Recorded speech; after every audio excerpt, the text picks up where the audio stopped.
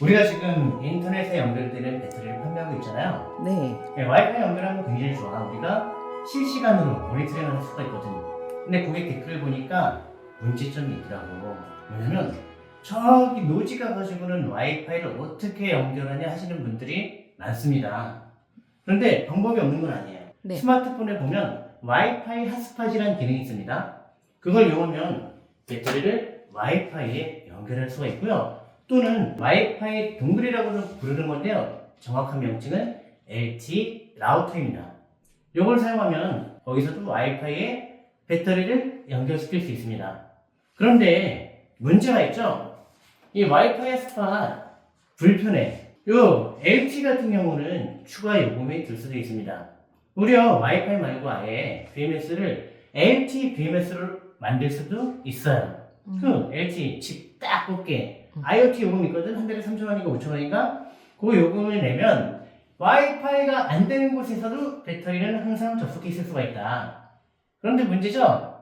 배터리 정보를 앱으로 보자고 매달 3,000원에서 5,000원씩 낸다고? 나는 용납이 안 돼. 네. 그래서 고민을 했습니다.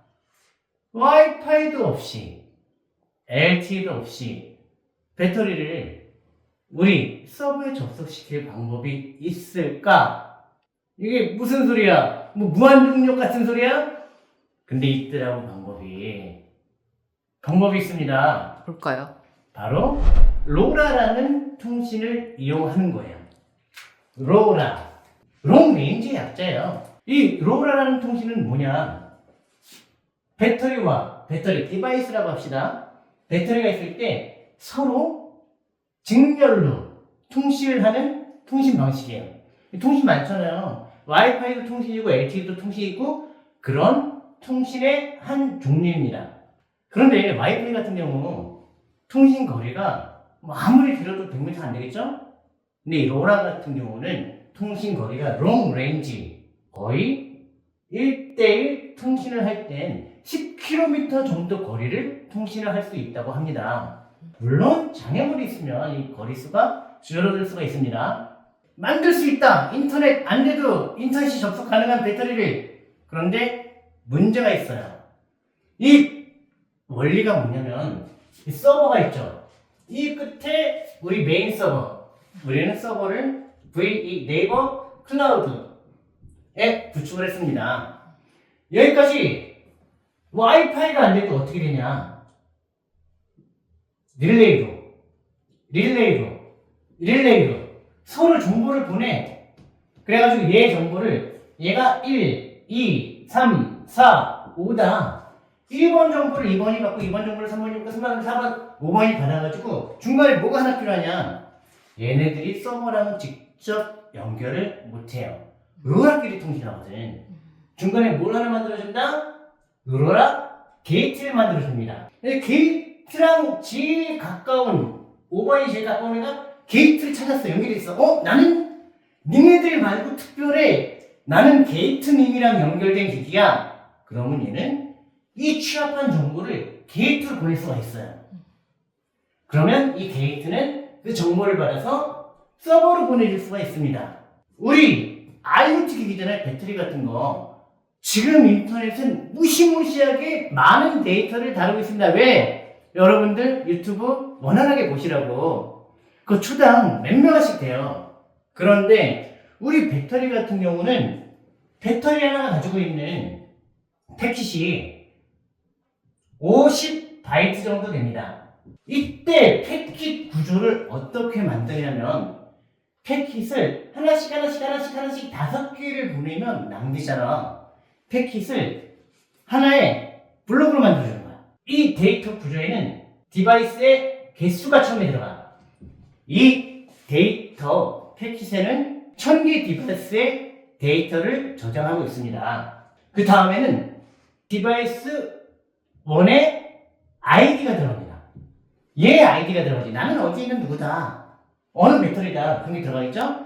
그 다음에는 D1의 상태. 아까 이 50바이트. 요게 D1의 상태에 들어가는 거야. 그러면 요거 하나가 해봤자 60바이트다. 요거 하나가 60바이트다. 뒤에 이런 거를 1000개를 쫙 붙이면 6만 바이트다. 60KB. 야, 메가 단위로 데이터를 쏘는 시대인데 일주일에 한 번씩 해도 60kB다. 이만큼의 디바이스 1000대에 정보가 담긴 패킷이 이 정보를 다 취합해가지고 게이트에 쏴주는 거야. 그럼 게이트는 그 정보를 서버로 넘겨줍니다. 이런 식으로 IoT 통신망을 만들면 통신비 뭐랑 이 게이트 통신비만 듭니다. 이게 바로 롤러칩을 이용한 건데요. 이 개념은 제가 처음에 생각한 건 아니고요. 옛날에 있었겠지. 이걸 실제로 쓰는 사례가 있습니다. 바로 뭐냐면 여러분 잘 아시는 일론 머스크의 스타링크. 스타링크 위성 알죠? 와, 지구를 새까맣게 위성으로 덮어버리겠다는 거예요.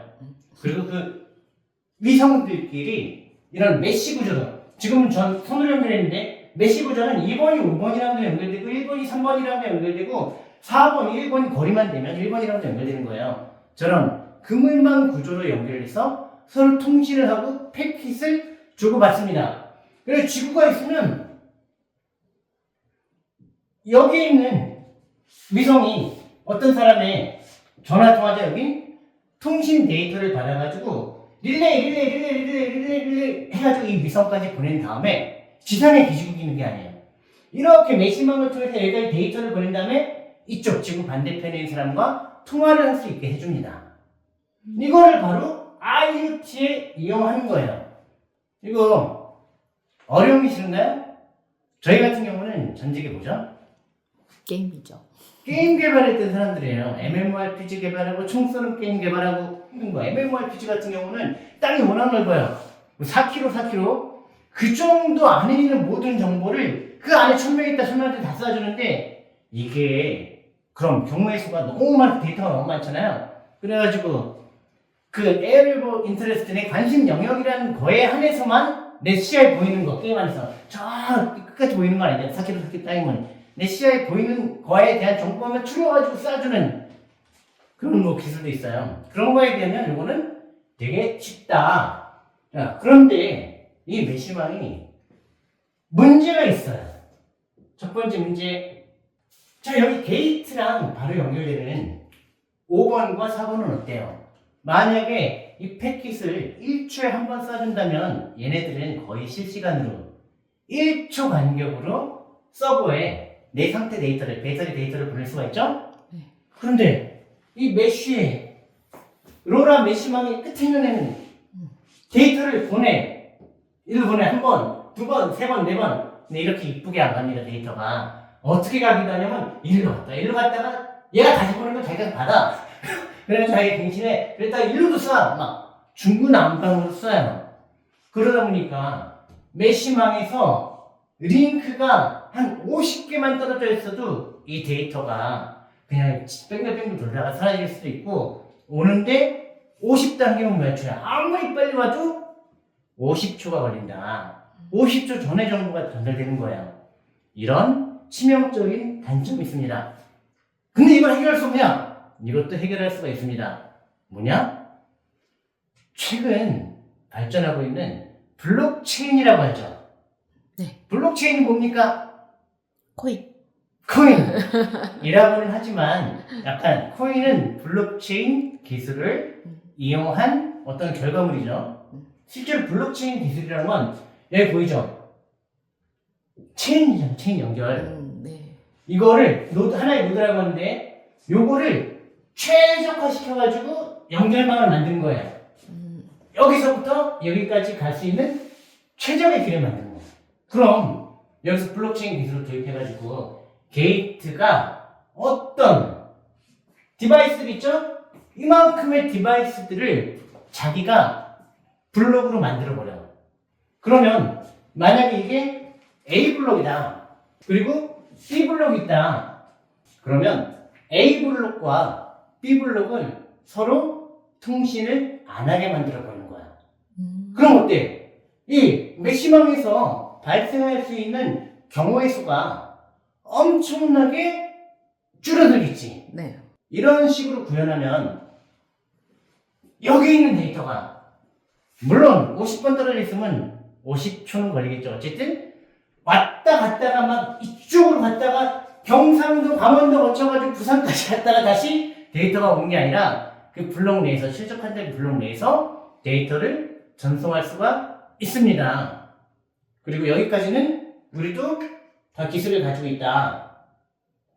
자, 그런데 이거 같은 경우는 어디에 좋냐면 이 디바이스들이 인터넷에 연결되는 IoT 기기들이 딱 고정된 데 있을 때, 이 블록은 딱 고정돼 있어. 이런 거는 가로등이겠죠? 네. 아니면 어떤 공장의 설비라든지, 뭐 아니면 신호등이라든지, 표지판이라든지, 그런 애들은 고정돼 있잖아요, 위치가. 그래서 이렇게 게이트가 관리하는 블록 구조를 효율적으로 관리할 수가 있습니다. 그런데 우리 배터리, 차에 탑재된 배터리, 아니면 자동차라고 합시다. 얘네들은 어때요? 움직이죠. 움직여요. 이쪽 블록에 있다가 일로 가버릴 수도 있어요, 좌표가. 그렇죠. 근데 게이트가 계속 여기 있는 놈을 A 블록에 있다고 인식을 해버리는 거야. 그럼 얘는 너무 멀리 가가지고 자기 블록이랑 통신을 할 수가 없는 상태에 빠지기도 합니다. 자, 이 문제는 어떻게 해결할 수가 있냐? 바로 여기에 요즘 가장 핫한 게 뭐야? AI, 인공지능. 인공지능을 이용하면 이 문제를 완벽하게 깔끔하게 해결할 수가 있습니다. 서버에 인공지능을 넣는 거지. 얘는 게이트들의 블록 구조를 다 알고 있어요. 그리고 그게 움직이는 것도 알 수가 있어. GPS 없어도 돼요. 블록을 계속 실시간으로 최적화해 주는 거야. 데이터 링크를. 그러면 얘네들이 자동차처럼 움직이고 막 블록이 섞이고 그래도 중앙에 있는 AI가 요거를 깔끔하게 가장 최적의 경로를 만들 수 있도록 관리를 해줄 수가 있습니다. 특히 이런 구조 같은 경우는 AI가 제일 잘하는 거예요. 여기 있는 애가 패킷의 양이, 전체적인 패킷의 양이 최소한으로 줄어든 거래에 대해서 보상을 주면 이 AI는 제가 알아서 시간 좀 걸리지 처음에 버벅 거릴 거야. 근데 계속 하다 보면 이 망 자체를 최적화시킬 수가 있습니다. 이런 걸 구현할 수가 있어. 이런 걸 구현하면 우리 배터리도 와이파이 없이 LTE 없이 서버에 인터넷에 접속할 수가 있다. 근데 문제가 있어. 딱 그림을 보니까 문제가 뭐야? 우리 배터리가 전국에 네. 쫙 깔려야지 이런 걸 만들 수가 있습니다. 계산해봤어요. 도대체 몇 대를 깔면 와이파이 없이 LTE 없이 인터넷에 접속시킬 수 있을까? 얼마나 좋아. 와이파이 비번 입력하지 않아도 되고 그냥 전화만 키면 알아서 배터리끼리 통신해가지고 자기가 한국 서버로 보내고. 대략 계산해보니까 최소 5만 대 정도는 한 방에 쫙 뿌려야 처음에 50대 뿌리면 의미가 없어. 걔네들끼리 어떻게 통신을 해. 처음에 5만 대 이상은 쫙 뿌려야 배터리끼리 통신을 하면서 중앙으로 서버를 정보를 보낼 수가 있습니다. 그래서 우리는 글렀다. 우리는 할 수가 없다. 만들 수는 있지만 만들어봤자 안 통장하는다 이건. 그런데 난 이걸 해보고 싶어. 이 아이디어 괜찮지 않나요? 재밌어요. 이거 되게 어렵지 않은 기술이고 괜찮은 아이디어 같아. 이거를 이용하면 추가 요금은 여기서밖에 생기지 않는다, 게이트. 우리는 못하지만 이미 전국에 10,000대 이상의 디바이스를 깔아놓은 게 있다면 우리가 해줄 수 있습니다. 그리고 이 아이디어가 괜찮은지 한번 물어보고도 싶었어. 그리고 여기 동시에 저것도 할 수가 있을 것 같아. 가로등만 하는 게 아니라 여러 회사의 디바이스들을 통합해버리는 거야. 가로등, 신호등 아니면 뭐 농사 지을 때 쓰는 아니면 기상 관측 장비, 비가 오는지 추구기 그런 애들 다 통합해가지고 하는 거야. 대한민국 전국들에 이런 인터넷에 접속하면 좋을지도 모르는 모든 기기들을 그 기기 자체 통신 요금은 없어요. 전기만 들어가면 돼. 아니면 배터리 써도 돼. 혹시 이런 거, 내 디바이스가 진짜 전국에 1만 대까지 몇천 대 깔려 있다. 아니면 이런 거, 내 디바이스가 경기도에 1,000대 깔려 있다. 얘네들이 인터넷이랑 연결하고 싶다. 그런 분이 있다면 우리 밑에 댓글로 남겨주시기 바랍니다. 진지하게 얘기를 해보자고요.